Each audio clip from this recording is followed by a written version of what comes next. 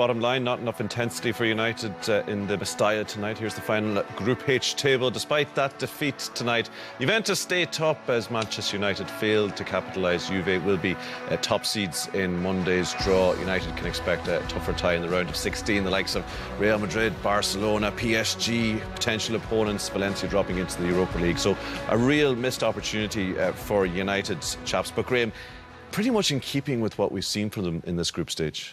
Yeah, they've got through it without being very good. You know, I think the group was kind to them. This is a team that played tonight. They're sitting 15th in the Spanish league, playing a team from Switzerland. Not a great league, the Swiss league, and obviously Juventus, who were always favourites to end up top. They've got through. They've shown a bit of grittiness along the way. You know, you're thinking of coming back against Juventus, holding out against Valencia in the first game, getting a draw there. So, you know, I've not been without the moments, but it's been a hard watch for a United supporter, I think. You know, it's not been United playing aggressive, passionate, exciting football. It's been a grind at times for them. This was a night where the point you made, Keith, during our live programme was that we saw a United team that lacks identity, lacks a certain distinct way of playing, and, you know, changes in personnel notwithstanding. Was that the case again tonight?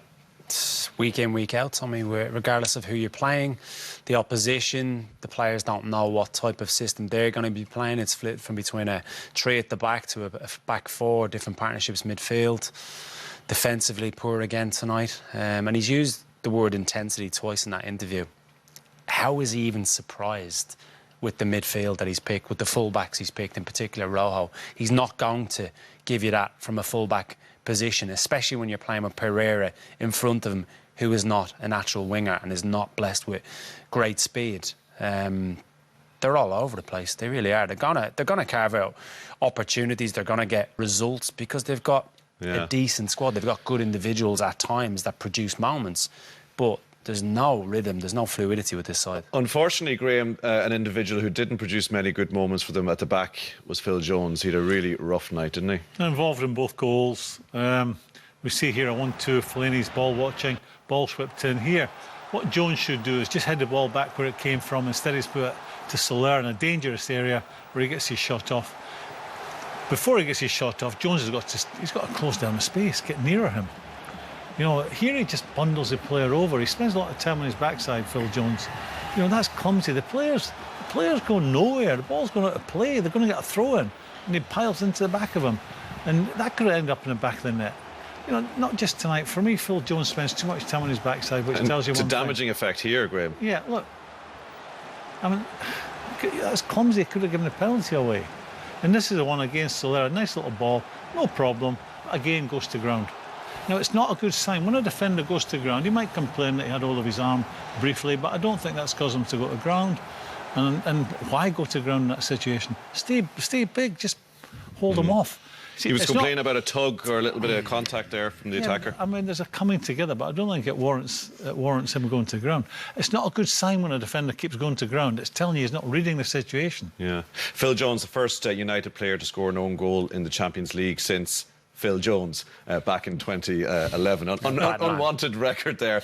Keith, you were looking at the shape of United, now starting from the team sheet that we were given, wondering how they were going to line up, and as an attacking force, how they worked or didn't work. Tommy, team sheet comes in, there's going to be square pegs and round holes somewhere across the pitch. You see Mata here, this is the right winger. Look how condensed, look how narrow it is. Valencia play a compact 4-4-2, so I think they were more worried about what they were doing rather than what Manchester United were going to do. Again, Mata, we've tracked him here in terms of the positions he's picking up. Valencia, the days of marauding forward time and time again are finished. He's no option on the right-hand side. Probably could play Mata here, who can turn out. But again, the shape that Valencia are able to recover into, you can see Pogba, I don't know what he's quite doing with his hand there, gesturing something. Fellaini is the holding midfielder. Not for me. Moves the ball too slow. Rojo's looking up. Where's the left winger? OK, Pereira's inside. There are your two wingers. So Pereira, Mata, Lukaku makes the run. Again, they don't find him. It's slow, it's pedestrian, it comes back. They're recycling possession. But it's comfortable. If this is Luke Shaw, he gets on his bike. But this is what you get when you play Rojo as a left-back, especially when he's coming back from injury. Mata, licensed to roam, licensed to probe. So they had spells of possession in the first half. But this isn't hurting Valencia, and this isn't keeping possession to cause a problem, to pull one of those players out and find the ill discipline to then open it up. There's no plan. It's just basically off the cuff with players condensed in the middle of the pitch. Again, it's slow. Pogba should play that sooner, should play it earlier. And in the end, it comes in and it's a comfortable clearance. They got a bit of the intensity late on. It was far too late, but Rashford got a goal.